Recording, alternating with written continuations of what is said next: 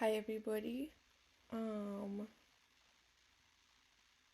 me just 1 second. This happens every time.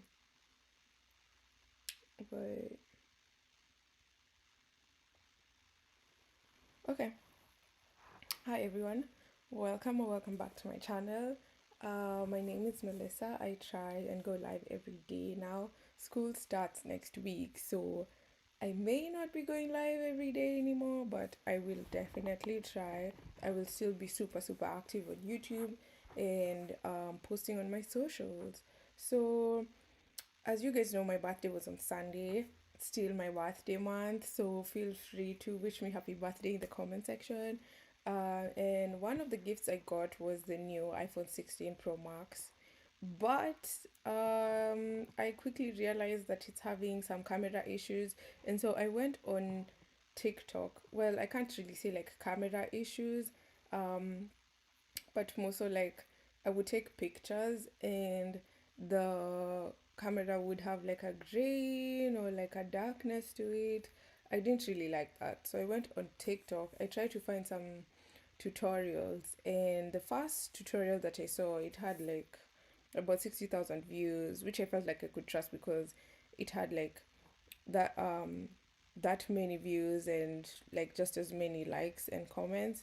And so I was like, let me just go all in and try these settings. But I did that and it made everything completely worse for me. But after playing around with my own settings and trying to figure out how best I can do this, I decided to, try and take some pictures, try and take some videos, and it actually was really cool. So, I hope this video is super helpful to you guys. Don't forget to subscribe, like, and share so that you don't miss any of my other cool videos and you can dive into a little bit about me and my life. But yeah, I'm gonna show you real quick how I have set my phone. So the first thing I did, I pretty much turned do not disturb um, on just so there were no notifications bothering us during this live, so I can show you guys. And then the next thing I do is go to your settings. So when you go to settings, scroll down to the camera, and then when you get to camera control, you'll see sorry about that. Okay, yeah, you get to camera, and then which is in your settings, you'll see all of these options listed in your settings.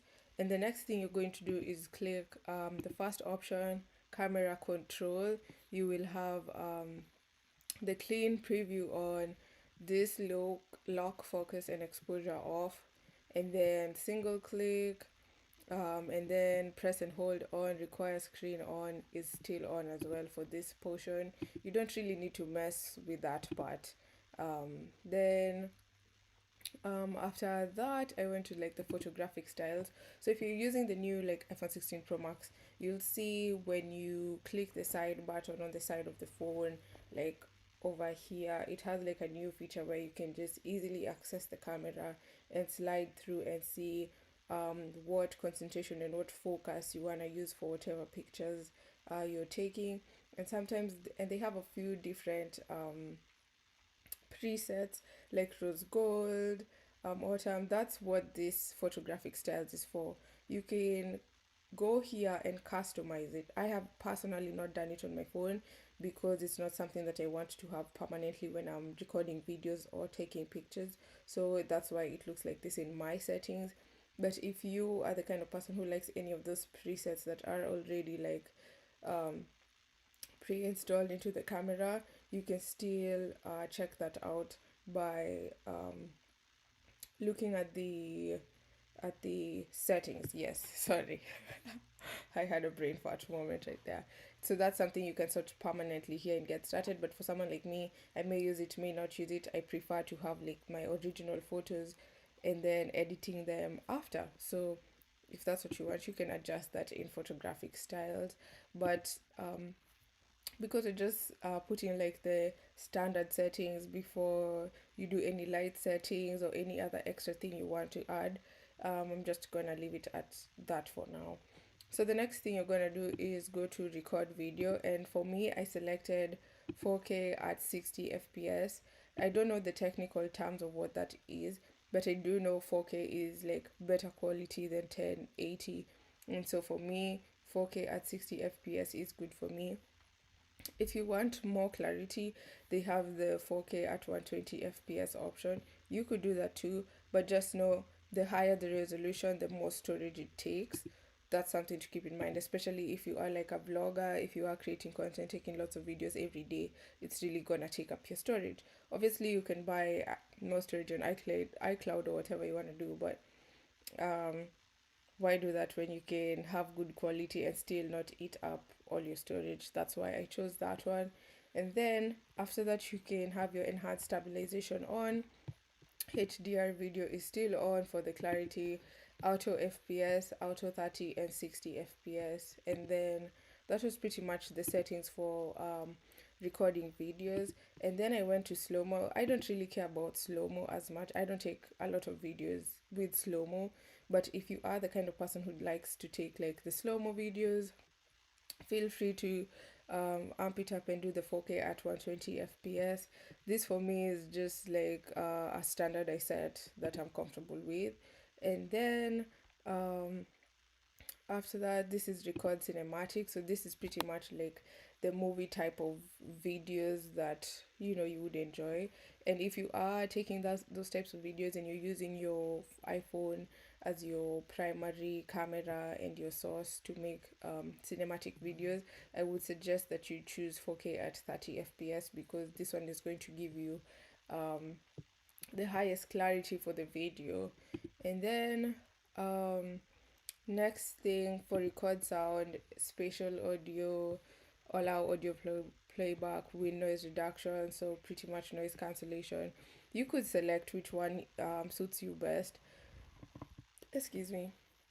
But for me, I just left it at the default spatial audio. Maybe if I had any other issues with this, I could have changed that. So here is where it gets kind of tricky. So once you get to formats, you can choose high efficiency or most compatible. Um, and you could I think you could choose either or, but this one is just the one that I feel like it's working the best for me for clear pictures and clear videos. I would suggest that you do the high efficiency option. And then photo mode is like 24 MP, as you can see. And then I did turn on ProRAW and resolution control. This one is literally the game changer for your photos and your videos. Make sure you have it on. And then at the Pro default option, I have selected ProRAW Max up to 48 MP. And then ProRAW format is the first option that's most compatible. These ones are the default options that were there when I selected the option. And so I just left it at that because that's what worked when I was playing around with the camera settings. And then before video capture, I did not turn on Apple ProRes. I don't know exactly what that does. I'm yet to figure that out, but for now I have it off because, as you know, the camera issue has been kind of tricky for most people, and I wouldn't want to turn it on and then ruin my whole other settings. Like that would really not be, I wouldn't be happy about that. So if you want to play around with those features and the pro default options, you can, to what suits you best. But I feel like for now, if you're like just like me taking pictures, doing content, I think this would be the best settings. And then preserve, this is just formats. Yeah, I realized I had already gone there. And then so for preserve settings, make sure camera mode is on, the controls menu off, photographic style on, creative controls on, depth control, macro and exposure adjustment I don't have on, because exposure adjustment is what's giving you like the darkness in your pictures, because you probably are taking pictures maybe in a room that doesn't have enough light, and so the camera is like automatically adjusting the picture to that. I don't want that. And then macro control, you can have it on or you can have it off. But sometimes if you're using an iPhone camera, like sometimes it will focus and then be blurry and then refocus. That's kind of what macro control does in layman terms. You can choose to have it on, you can choose to have it off. Either way, the camera is gonna focus. I just have it off. And then my portrait zoom is on, and my live photo is on. Then if you do, I think in the preserve settings, I have it that way such that it's like every time I open my camera, it's the same. But yeah, it resets, I mean. But if you had this on, I think every time you would go to the camera, it would apply those other settings. And then this composition part is just like pretty much the grid that kind of shows you what's in the center. Level on, I don't mirror front camera. And then I have the view outside the frame. And then as you can see, portraits in photo mode is on, lens correction, turn off prioritize faster shooting. And then the fusion camera, I didn't really mess around with that because I didn't really know what it is. I need to do more research on what that would look like or what it's for. But yeah, these are just the settings I have for my camera, and I tried it out after put all my settings, and then I went onto the camera app and see the quality, like no blur, no darkness, no grain. It's pretty much perfect. So yeah, that was how I fixed my camera settings.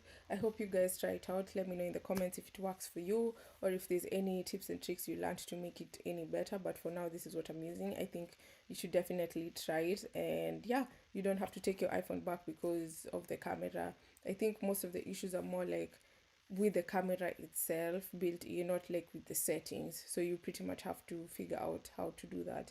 Then another thing you can do is, if you don't mind the grain, after you take the picture, you could just adjust the exposure, reduce the noise, edit it a little bit. Personally, I want to do as minimal editing with my pictures. um so yeah, I just prefer the camera to have all these settings already in place for when I want to take pictures. Yeah, but that's the end of this short video. I hope you found this helpful. If you did, please leave a like, and I'll see you guys in the next one. Bye.